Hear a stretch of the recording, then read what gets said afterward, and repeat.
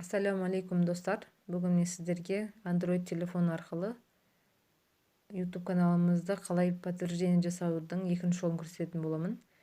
Және де подтверждение жасап болғаннан кейін қалай көрінеді, соны көрсететін боламын. Google Chrome'a кіреміз.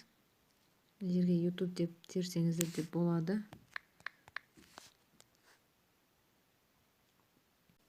Ең алдымен біз бірінші өз каналымызды телефоннан компьютерге кіріп отырғандай болып істеп алуымыз керек.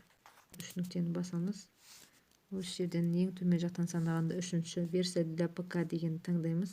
Яғни галочка қоямыз. Міне қазір кіріп жатыр өзіміздің каналымызға. Менің каналым осы жерден сол жақта YouTube деген знактың қасында 3 тере тұр. Соны басамыз.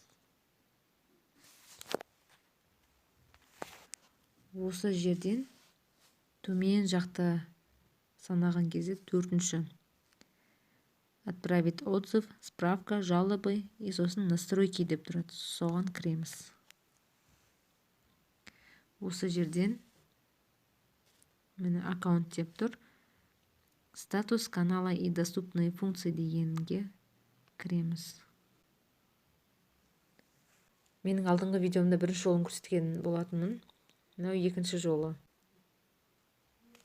Міне осы жерде міне канал деп тұр. Основная информация, расширенные настройки и доступность функций деп тұрады.